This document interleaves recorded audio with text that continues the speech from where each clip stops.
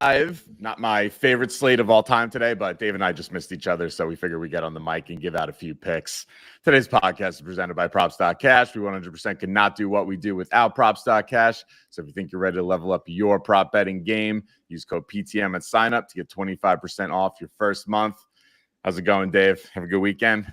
That was a cute way to start the show. I like that. That was nice. Yeah, it was a good weekend. It's been a while. It's been a while since we solo potted together. You know, it's true. Yeah. So last week was a lot of fun. We had we've been building the PTM team with a bunch of awesome guys that have been in our network for the last year. People that we really trust, people that we really respect, put a lot of effort in. So it was fun to bring them onto the pod last week. Some of them repeat guests, some of them new to the show.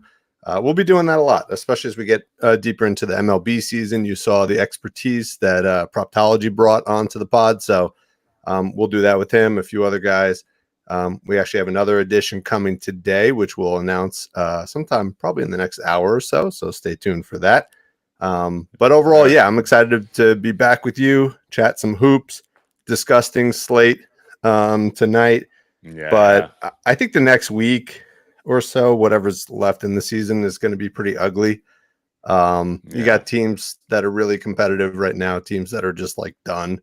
But we'll get through the next week and then playoffs begin. That's going to be a lot of fun. Yeah. Not a lot of season left, but you've got to navigate these waters carefully the next week or so. Yeah. All right, so let's get into it. We will start with the Grizzlies at the Pistons. First thing I wanted to comment on this game, the Pistons are favored in this game. Pistons are -2.5, so that's awesome. Love that. Totals 215.5. This is probably, there are 2 or 3 games today that are going to be competitive. This is one of them. Won't necessarily be pretty basketball, but it'll be competitive. So go Pistons. I hope they win the game, but I just pulled up your first play of the game here. What do you like here? I think also worth noting, I think the reason why Bane is out, right? So they're really, not much firepower for Memphis. Going with the guy. I don't know. I can't remember us giving out a pick on Scottie Pippen Jr. before. Am I right in that? Do you remember? No, I don't think so. Right? Maybe Scottie Pippen Senior. Maybe.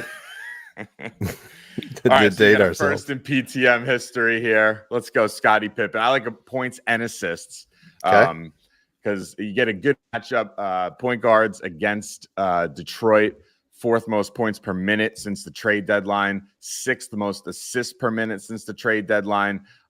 Nice comps. I wasn't looking at the upper end of the point guard spectrum for these comps. We're looking at still working on this guy's name. I think it's Vasily Misic. I don't know. The guy on Charlotte that came from OKC.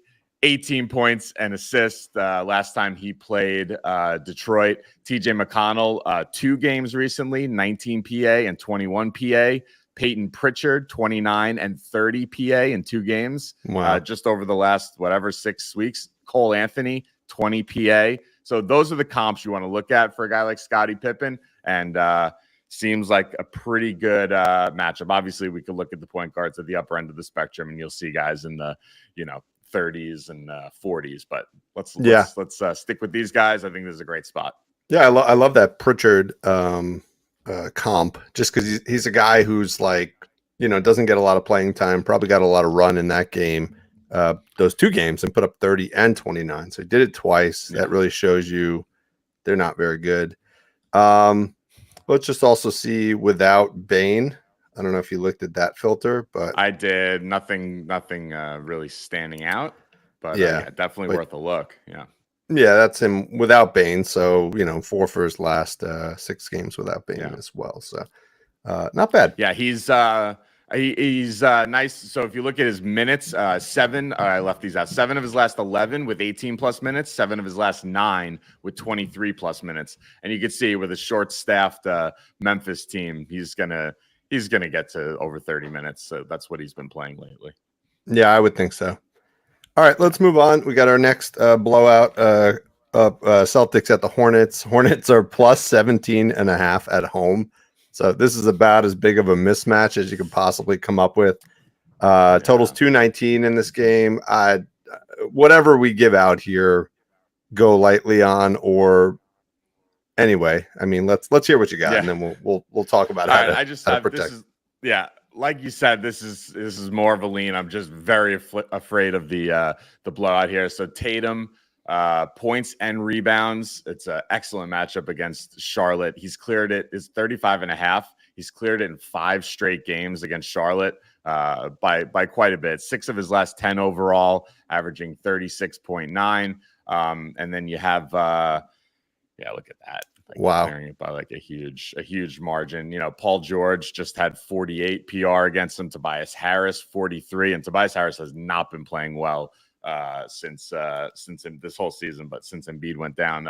So for him to have a nice output like that, you just worry about the blowout, really. Otherwise, if this was going to be a competitive game with a decent Charlotte team, I would be all over it. But I don't know. What do you think? I mean, for some reason, Charlotte's it looks like it's been competitive with Boston, right? Tatum in his last 4 games against Charlotte, 37 minutes, 40 minutes, 38 minutes, and 44 minutes. So, yeah, I don't know, man. This is such a mismatch. It feels good, though. I would love to play like a first quarter prop. I don't think you can do PR, but usually you can do points, or you can do rebounds. Both of those look good. What I will say, though, if I recall, Tatum usually comes out. After the 6-minute mark. Although it does look like when they played earlier this season, he played 8 minutes. Let's just look at his last 10. Yeah, so that's the only thing you got to be careful is like in his last 10 games, last 3 games, 9 minutes, 8 minutes, and 6 minutes. So he usually plays the first 6 minutes, comes out, and then comes back in to close the quarter. That's not a great setup for a guy to have a good output in the first quarter. It's just a bad rhythm. We like our Anthony Edwards and our Lucas, and right. Those are we like the guys who play 12 heroes. Straight, right? So I don't know. Maybe you play them first quarter. I would love a first half. That would be even better. Something like that. That might be the way to go. Yeah. But anyway, that's a lean. Let's move on to our next game. We got the Nets at the Pacers. Pacers are at home minus 12.5. Total is 227.5. So at least we got points being scored in this one. What do you like in this one? I can't get off this guy. I mean, it feels like every day I'm giving out a Pascal Siakam play, cashing on him popping. Too. So let's just stick with it. I've been all over the place with him. It's been straight rebounds. It's been PRA. So today I'm on points plus rebounds over 31.5. Wow. He had 39 PR against Brooklyn on March 16th. Also on 2 days rest. He's on 2 days rest today. He had 28 and 11 in that game to add up to 39. You get a nice matchup. Brooklyn's allowed the 5th most points per minute to forwards, 2nd most rebounds per minute to forwards since the trade deadline. LeBron just put up 47 PR on them last night. So they are on a back-to-back also, so not great. Tatum recently had 55 PR against them. DeMar DeRozan, 39. Miles Bridges, 34. Great comps for Siakam. He's been hot. We've been cashing on him. Let's go back to the well. Yeah, I'm just looking. I mean, the Nets are out of the playoffs, right? Like they're not making the play in there. 29 wins. And then 10th seed is the Hawks with 34 wins. So that's pretty much done with only 5 games or so to go. Yeah. Or 8 games, whatever it is. The Pacers, however, are on the 6th seed. They're right on the bubble, right? Of doing the play-in tournament versus the the playoffs. Yeah. They have 42 wins, and the Heat are right behind them at 41. And the Sixers, I just saw a video this morning that Joel Embiid is warming up and ready to come back. Told you, buddy. Told you he was going to play. Yeah. I didn't look at anything on Twitter. All I looked at was the sports books and what odds they had Philadelphia for winning the championship, and they didn't adjust it down enough to reflect him being out for the season. So knew he was coming back. So anyway, I think the Pacers play big minutes here. I think they want to obviously make sure that they win this game. This is a critical one to stay out of the play-in. So I love that play. Siakam's awesome. He's like just so good. Really doesn't matter what you play him. He's likely going to cash. So love that play. Nice. All right. We're going to skip over the Blazers Magic, although same story there. The Magic are kind of like right on the cusp of play-in versus playoff. So definitely see the Magic winning this, but that's a pretty horrendous game. Minus 16.5, totals 210. So let's go to the Hawks. If it Bulls. wasn't, I will just point out Banchero, just like Tatum was popping big time in that game, but I just feel like it's a stay away. But he would be my play if I felt like it was going to be competitive. Yeah, he's like seems like he's in a smash spot. That's good. Yeah, good that the former Duke players are going to show up today because the current ones didn't do anything yesterday. All right, Hawks at the Bulls. Sorry. Yeah, that was rough. Bulls are minus 2.5. Total is 222.5. So this is one of the other competitive games of the day. I think this will be a good game. Yeah. Hawks are actually playing pretty decent. So what do you like in this one? All right, I got same player, one like little sneaky pivot on him though. So DeMar DeRozan, I'm all about the combos, especially today, but lately it seems like I've been getting into combos more than I have been. 31.5 PA, minus 106 on FanDuel. He's cleared in 11 of his last 15 overall with 24 plus minutes. So that cleared out, I think, 2 sub 24-minute games for whatever reason, blowout, not sure. Averaging 33.3 PA over those games, and nice comps. Giannis 44, Tatum 42, 37, Mikal Bridges 40, LeBron 35. Even DeRozan had 34 against them just over the last 5 weeks. Cam Johnson 33. So I love his points and assists. And then if you dig a little bit more, they are on back-to-back today, right? Yes. So click on the back-to-back splits. Okay. And click on DeRozan's made threes. And I'd like to preface this by saying that Atlanta has allowed the most 3-point attempts to forwards since the trade deadline. Look at that. Baby. DeRozan, not a 3-point guy, but on that, when he's on back-to-backs though, he's loosey-goosey. He's jacking up threes. Used to be able to get a 1 3 for DeRozan at like even money. It's like minus 160, minus 170 now. So, maybe you do some sort of 3 and alt the points down a little bit. But I also think this is a nice spot to play him for 2 plus threes. I didn't see what the odds are, but you'll get some nice plus money on that. It's worth a shot here based on that chart. Yeah, we in the Discord we put out a DVP matchup that shows how all the teams perform against the opposing positions. Then we also put out a top player sheet as well, which is the same information but just highlighting the players that fall into the categories, the DVP matchups that are the best. And when I put out the sheet this morning, the Bulls against the Bulls were lighting up big time. The Hawks were also lighting up big time for threes. So, I mean, I think there's just going to be a ton of 3-pointers made in this game. Both these teams are just like susceptible to the 3 ball. So it should be a good game. Yeah. We've I think we were talking about that last week when we talked about the Pacers allowing the fewest threes. Chicago has been the team all season long allowing the most threes, and now Atlanta more recently. So yeah, I think you're right. This is definitely a game to maybe do some 3-point parlays, something like that. This seems like a great setup for that. DeJounte like 4 threes and DeRozan 2 threes. Put something like that together. That could be fun. Yeah. All right. Anything else in this game? That's it. All right, let's wrap up this quick pod with probably the best game of the day. The Suns at the Pelicans. Pelicans are minus 1.5 at home. Total is 223.5. Is Ingram out?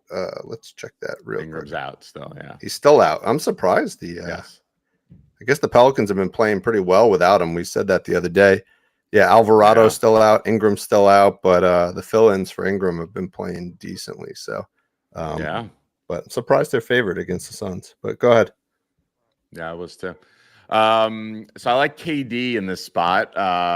Rebounds and assists. So I'm all about the combos today. It was plus money on DK, plus 110, over 10.5 rebounds and assists. He's cleared in 21 of his last 30 games, averaging 11.7. Gets a great matchup. Forwards against New Orleans, third most rebounds per minute since the trade deadline, fourth most assists per minute since the trade deadline. And you got a ton of comps recently. Giannis at 18, Denny at 18, Siakam 16, Jimmy Butler 15, nice comp. Tatum, nice comp at 13, Tobias Harris 13, DeMar DeRozan 13, PG 13 at 11. So I think this is a great spot for DeRozan, and like what you said, this is probably the most competitive, best game on the slate today. So what do you think? What do you, not a typical Durant kind of play, RA, I feel like. Yeah, but we were talking about this on the pod last week with Jordan, right? With Read the Green. He also was on, I think he was on Durant.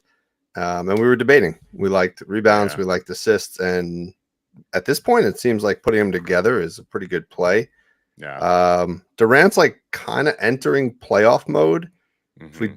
If we just look at if we look at Durant in the playoffs, let's see. Yeah, that's it. You got it. Yeah, that's it. I mean, look what he does when he gets into playoff mode, right? Look at that. So, we're like, he knows how to dial it up. Doesn't have a lot of success in the playoffs, but as an individual player, he dominates. So let's make a mental note of this for game one of whatever playoff he gets involved with. Yeah. Game one. Let's see who he would be projected to play. The Suns are currently. Oh wow, the Suns are the 8th seed, so they have to play. The play-in. That's what I meant. Yeah, I didn't know what the playoff. Yeah, they have to play in against the Kings. Wow, that's a great game. Horrible. Listen to the 4 play-in teams. You got the Kings against the Suns, and then the Lakers against the Warriors. Yeah, I know. Like 2 years ago, that was like your top 4 teams potentially, right? So, or at least some of those were. Yeah, that's going to be fun. I can't wait for that to start. Yeah. And then I also forgot to mention, just going back to the Hawks Bulls, the Bulls are the 9 seed and the Hawks are the 10 seed. So they're now I didn't realize that. And they're only separated by like a game or a game and a half or something like that. So this game is actually pretty important for whoever wants to, have that home court advantage as well in that first game. So just keep that in mind. Interesting. So, all right. Yeah, I like Durant. I think that's a good play. Nice. All right. I'm just checking here. See if we had any questions. Real quick, we had 2 questions from Jabari on YouTube asked about Duren rebounds and DeJounte Murray assists. So maybe we'll take a quick look at those and then we'll wrap it up. All right. Duren rebounds, you say, right? Mm-hmm. I don't know why that's. Oh, there we go. Playoffs. Yeah, he's never played in the playoffs. That's why. Poor guy. 12 and a half rebounds. He's going up against Memphis. I don't have the ranking in front of me, but I know from a DVP standpoint, Memphis is a good matchup, right, for centers. Fourth most rebounds per minute to centers. Yeah, I did look at this one quickly earlier. Ended up moving on, but yeah, I think this is a good play. You got a nice matchup, and they're 2 bottom tier teams, but the 2 of them together should make it competitive, I guess, right?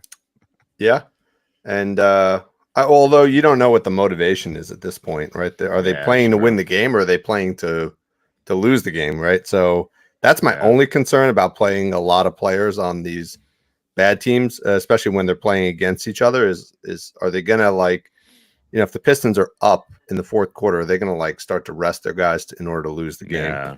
I didn't really look at the standings as to where they are, but go look real quick. Hold on. Yeah, so the Pistons are 13-61. So they have the worst record in the East, and then they have the worst record overall. And Memphis is 24-50. So Memphis is not even close to winning that. But Washington is the kind of the competing team for the tank spot. Washington has 14 wins. So I think that might be the motivation. So just be careful playing too many Pistons players over the next week, because their motivations might be wrong. So yeah. All right. And then the other one was DeJounte assists. Okay. See, that I like. That's a spot for a player that has the right motivation, right? Yeah. 9.5 assists. Where does that rank on the DVP, Tom? Let's take a look.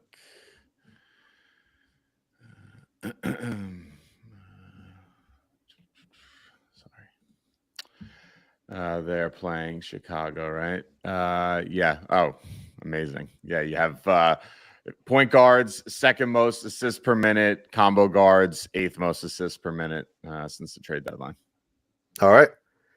So yeah, I mean he's traditionally a combo, right? But he's playing the point guard. So yeah, you can see what he's done over the last 8 games. He looks like his old self. So that's an interesting thing that's going on there. Like DeJounte Murray's playing a lot better without Trey in the lineup. Yeah. So clearly the two of them don't work well together. So somebody's going to be moving on after this. Trey's going to be playing in San Antonio next year. That would be awesome, man. Word. That would be. It would. It's him and Wemby would be incredible. That would be really incredible. He needs somebody who can pass him the ball because the rest of those guys just don't know how to get him the ball. All right, cool. I think this is good. Any other plays from X or YouTube? No, that's it. All right, nice, short and sweet today. Not the best slate, but I think we got a couple nice ones. So everyone enjoy the games, and thanks for tuning in, and we'll all make some money. Nice work, Dave. Let's do it. All right, bye.